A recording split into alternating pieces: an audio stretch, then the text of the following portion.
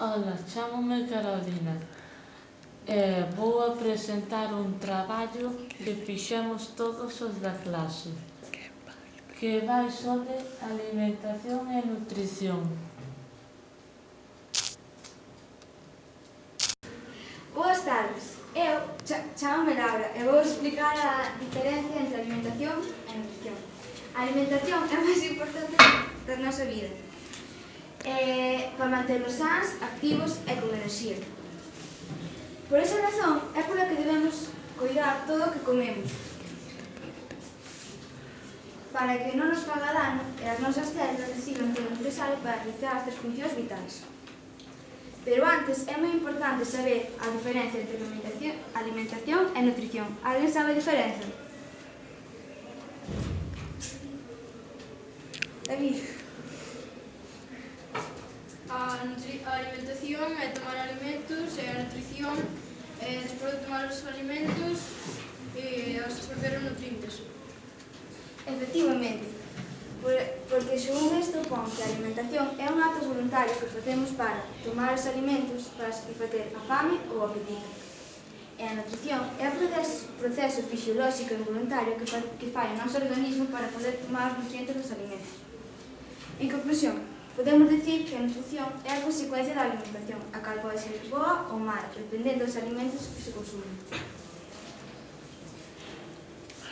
Os nutrientes que o noso organismo precisa atópanse agochados nos alimentos. Por ese motivo, un corpo ben nutrido é a consecuencia dunha boa alimentación. Eu vou explicar a roda dos alimentos, que é esta que vedes aquí. O primeiro grupo son os pans e cereais, que teñen función enerxética. Despacio. Son ricos en hidratos de carbono, minerais e vitaminas do grupo B. O segundo grupo son as graxas e azúcares, que teñen a función do mantemento das células e tecidos, e necesitámonos en pouca cantidade. O terceiro grupo son as carnes vermellas brancas e os ovos e as legumes. Teñen función plástica, son ricos en proteínas, sales de ferro, vitaminas B12 e graxas. A cuarta función son os lácteos, que teñen tamén a función plástica. Son ricos en proteínas, sales e vitaminas A e D, sobre todo. O quinto grupo son os vegetais, que teñen a función reguladoras, ricos en sales minerais e vitaminas. E por último están as froitas, que teñen a función reguladora, ricos en minerais e vitaminas. Ola, eu son Marcos e vou explicar o que son un pouco as proteínas. En primeiro lugar, que vedes aquí? Carne, peixe, leite, ovos e peixe. Pois si, é verdade. E as proteínas determinan a estrutura das células e dixen casi todos os procesos vitais. As funcións das proteínas son específicas de cada unha delas e permiten as células mantelas a súa integridade. Impiden que estas se deterioren, tamén serven para defendernos de agentes externos dañinos, controlar e regular as funcións vitais, etc. Agora os carbohidratos de carbono. Os hidratos son nutrientes que nos proporcionan enerxía para o noso organismo. Axudan a que as proteínas non se desintegren e tamén protéxenos de toxinas. Entre os carbohidratos máis coñecidos está a glicosa, contida en sustancias de sabor doce. Tamén hai hidratos de carbono nas froitas, verduras e legumes, que ademais aportan minerais, vitaminas, fibra e de alto valor nutritivos. Eu vou explicar as graxas. As graxas son unha parte indispensable da alimentación, pero non todas son boas se toman grandes cantidades. Todas as graxas comestibles permiten obter o doble de enerxía que os carbohidratos e, ademais, conteñen vitaminas que o organismo necesita para medrar e restaurarse. Tamén protexenos do frío e das roturas porque actúan como forma de colchón. Hai unhas graxas que se toman en grandes cantidades, producen unha sustancia na sangue chamada colesterol, e pode provocar trastornos cardíacos, as cardias e as arterias. É aconsellable tomar un 30% de graxas por día de todos os alimentos. O colesterol é un tipo de graxa que forma parte das membranas celulares. O colesterol transportase pola corrente sanguínea. Segundo algúns estudos, se aumenta o colesterol no sangue, tamén hai maior risco de sufrir enfermidades cardíacas. O colesterol procede dos alimentos, pero só o 15% de todo o colesterol do sangue procede da comida. O resto fabrícase no fígado. O colesterol pode facer que se sufra unha trombose. Se nunha persoa hai exceso de colesterol, normalmente basta con moderar a ingestión de ovos e vísceras. Tamén é recomendable facer exercicio. A partir de certa idade, é recomendable facer unha análise cada ano. O organismo necesita obter dos alimentos uns 40 nutrientes, entre vitaminas, proteínas, minerais e graxa. Para satisfacer a necesidade de nutrientes hai que comer unha gran cantidade de alimentos variados: carne, pescado, hidratos de carbono, froita, verdura. Eu vou falar dunha alimentación variada. Se unha alimentación é variada e equilibrada, bastará para obter todo o nutriente necesario. Son necesarios os hidratos de carbono, son necesarios as proteínas, os minerais e as fibras vegetais. Pero non hai que abusar das grasas, do sodio máis dos carbohidratos, porque o seu exceso pode perjudicar a saúde. Tamén vou falar do pan e os cereais. Estes alimentos engordan menos do que soe creerse. Os que son malos son os azúcares máis as grasas. Este grupo ten vitamina B e ferro. E son mellores integrais porque teñen fibra, magnesio e zinc. Que vedes aquí? Cebollas,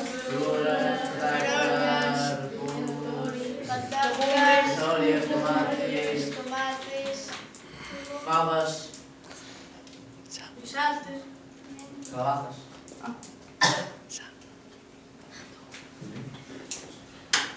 Tamén, para terminar, vou falar das verduras e as legumes. O tema da verdura, moitas persoas pensan que as verduras nomás inclúen hortalizas de cor verde, pero tamén se inclúen outras hortalizas como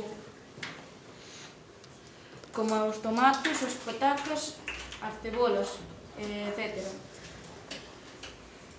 O termo legumes inclúe os garbanzos, as lentellas, os chícharos, as fabas e outras sementes e froitos que crecen en vainas.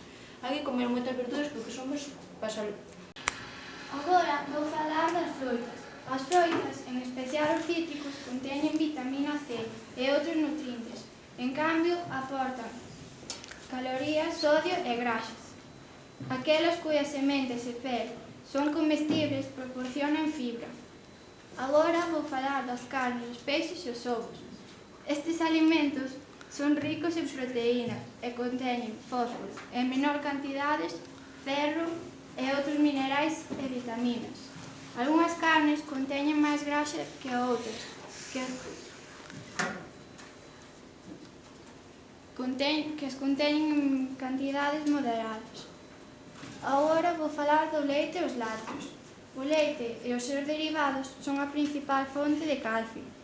Tamén conteñen vitaminas e minerais. O leite enteiro e os seus derivados contén máis graxa que o leite desnatado e os seus derivados. Finalmente, vou falar das graxas dos postres e o alcohol. Aínda que tentadores á vista e ao paladar, estes alimentos conteñen proteínas e case nada máis, e non son sãos para a saúde. Vamos a falar do aparato digestivo. Para que o organismo aproveite ben os nutrientes dos alimentos, temos que someter a unha serie de cambios físicos e químicos. A misión do aparato digestivo é desfacer as moléculas complexas das proteínas, carbohidratos e graxas, en moléculas moito máis sinxelas e reducidas para que poidan ir ao sangue e o noso corpo poida asimilar as que necesita. E logo poden expulsar as sustancias de refugado que se regeneran neste proceso. Por exemplo, a mastigación e os movimentos musculares do esófago, e intestinos son procesos mecánicos. Polo contra, os zumes do estómago, a bile vescular, o zume pancreático son sustancias químicas que axudan a descompoñer os alimentos. En partículas diminutas extraense os nutrientes. Unha mala alimentación pode ocasionar varios diversos trastornos, desde caries hasta cálculos biliares, ou incluso enfermidades como úlceras ou cancros. O estrés, hoxe en día, tamén se sabe que é a causa de diversos tipos de trastornos, como depresións, úlceras, etc. Intestino delgado. Neles botanse as secrecións alcalinas do páncreas e da vesícula, e descompón as graxas e neutraliza os ácidos gástricos. No extremo superior do duodeno, os alimentos mestúranse coas secrecións e son absorbidas no resto do traxecto. Intestino groso. Nel termina a absorción, sobre todo de líquidos. Os residuos quedan convertidos en feces e expúlsanse ao exterior. Eu son Martín e vou falar das vitaminas. As vitaminas son sustancias que o organismo necesita para asimilar os nutrientes, regular o sistema nervioso e axuda á formación do material xenético, das proteínas, os glóbulos vermellos e as hormonas. Como o corpo non pode producir varias vitaminas e algunhas as produce en baixa cantidade, hainas que obter. Obtéñense mediante os alimentos. Para obter as vitaminas que están nos alimentos, os alimentos débense tomar o máis frescos posibles e non se deben pasar as verduras. Pois así destrúense as vitaminas. E débense aproveitar os zumes das carnes, pois é onde quedan disoltas as vitaminas. Eu vos explicar a necesidade dos complementos vitamínicos. Algunhas das enfermidades hereditarias afectan ao noso metabolismo. E o metabolismo é o conxunto de actividades que realiza o noso organismo de forma organizada. E tamén as vitaminas dos alimentos que non se aproveitan ben nos casos de trastornos intestinais crónicos, operacións quirúrxicas e certos tratamentos prolongados para outras doenzas. Nestes casos sí que son necesarios os complementos vitamínicos e minerais. As persoas alcohólicas tenden a padecer certo grado de desnutrición. O mellor é tomar os complementos xunto cos alimentos, porque así o organismo se absorberá con máis facilidade e eficiencia. Non podemos deixarlos ao lugar ao alcance dos nenos pequenos porque se absorberán con moita facilidade e eficiencia. Se os tomamos ten que ser por prescripción médica. O seu uso pode facer que aumente o risco de padecelas. Antes de tomar complementos vitamínicos hai que considerar se a alimentación diaria se cumpre cos requisitos mínimos respecto das doses dos nutrientes que debe tomar cada persoa. Vou falar dos minerais, pero para empezar, que vedes nesta foto? Verduras, froitas, patacas, pementos, maíz, Champiñóns, berenxenas, tomates, allos. Pois todos estes alimentos teñen minerais, que son sustancias inorgánicas que o corpo necesita para facer os osos, dentes e glóbulos vermellos. O organismo necesita cantidades pequenas de minerais esenciais e só pode obtelos dos alimentos. Existen algunhas institucións científicas que estudaron e determinaron que cantidades de cada nutriente se necesitan, pero recoñeceron carecer aínda de datos definitivos.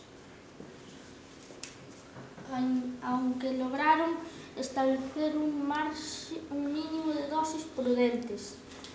Na etiqueta de algúns comestibles indícase o seu contido en nutrientes e tamén dos complementos vitamínicos e minerais, o cual permite ter unha idea das necesidades diarias. Vou continuar dicindo os minerais, como dixo o meu compañero Jonathan. Hoxe en día os produtos de alimentación que se venden nos mercados só se lles engadir vitaminas e minerais.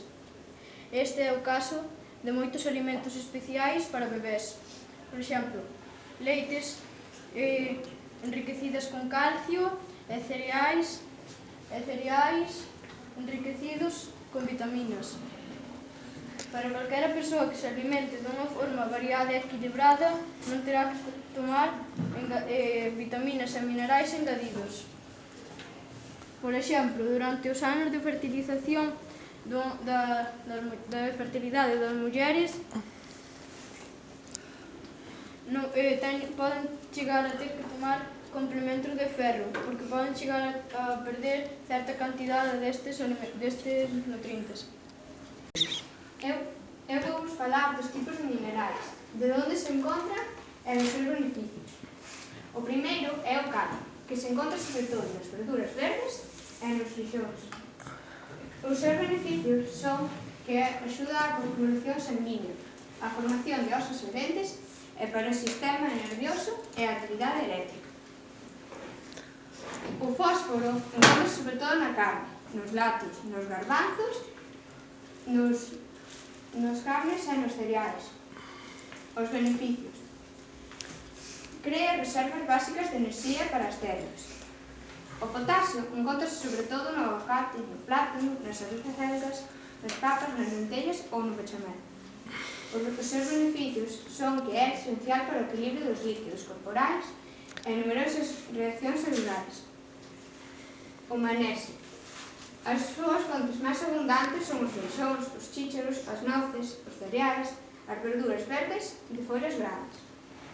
Os seus beneficios son que é necesario para as células e para a actividade eléctrica muscular nerviosa. O iodo encontrase sobre todo nos pescados, no marisco e na sal iodada. Os seus beneficios son que é necesario para a glándula tiroides. O ferro encontrase sobre todo na carne, no fígado, nos cereais enriquecidos, nas lentellas e nas acelgas. Os beneficios: é necesario para a formación de hemoglobina, portadora de oxígeno na sangue.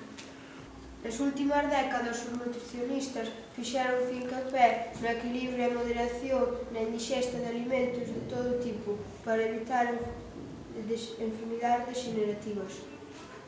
Hoxe en día, os nutricionistas insisten en que hai que tomar unha diversidade de alimentos de todo tipo que nos proporcionan as cantidades indispensables de nutrientes e enerxía, que á vez permitirá manter o peso corporal dentro dos marxes saudables. Aconsellan-nos comer alimentos ricos en carbohidratos, sodio, proteínas e azúcar, e evitar o exceso de graxa e colesterol. As bebidas alcohólicas, tomalas con moita moderación xa de adultos ou borralas da nosa dieta. Tampouco é bo abusar dos distintos tipos de refrescos, pois conteñen moito azúcar e tamén teñen o que se chama calorías baleiras, que engordan e non nutren. Vamos falar da alimentación equilibrada. Aquí aparecenos unha balanza cos platillos equilibrados. Iso quere dicir que a nosa comida ten que ser variada, porque se comeramos máis desta balanza, desequilibraríase, e iso sería malo. E se comeramos máis desta balanza, tamén se desequilibraría, sería malo. Por iso que nos di que canto máis esa variedade de alimentos, menos será o risco de padecer enfermidades. E fai que comer sexa un placer. Agora vou falar do equilibrio. Que para manter o peso corporal óptimo é moi importante equilibrar a digestión de alimentos. debemos tomar un pouco de todo de xeito controlado, segundo a persoa, a idade e o traballo que desempeña. Por exemplo, debe de existir un equilibrio nos nutrientes enerxéticos que se inxeren. Por un dos lados, os carbohidratos, que son as patacas, as pastas, o arroz, e as graxas, sobre todo se son saturadas, como as carnes vermellas, carnes de vaca, cabalo e boi. Pois son máis lixeiras as carnes brancas, de polo e pavo.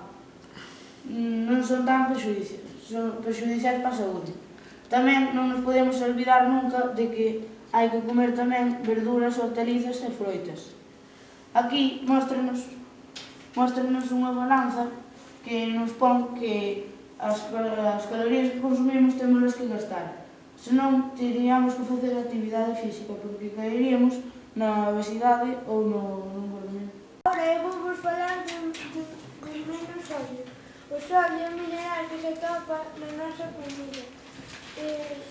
É un mineral necesario para o noso organismo, pero en exceso provoca enfermidades como a hipertensión, que a súa vez pode ter problemas cardíacos. Nestes casos debemos poñer menos sal ás nosas comidas e comer menos alimentos procesados, como a comida basura, que é a que se vende xa precociñada e só hai que quentala. E agora vamos falar de menos graxa.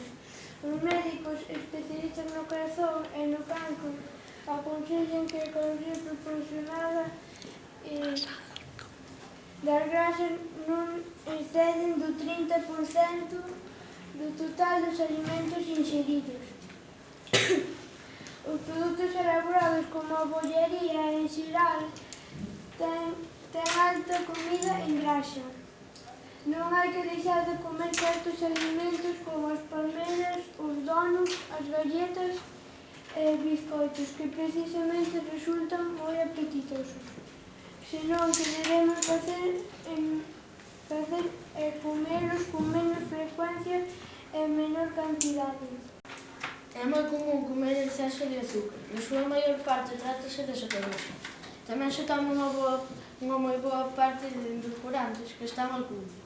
Non só se trata de cereais, galletas, xeados, xaropes, senón tamén de froitas e verduras. O azúcar ten moitas calorías e moi poucas vitaminas e minerais. Por iso sempre é máis saudável tomar alimentos naturais que, aínda que sexan ricos en azúcar, teñen outro tipo de nutrientes. Hai que ter en conta que os chocolates e chiclosos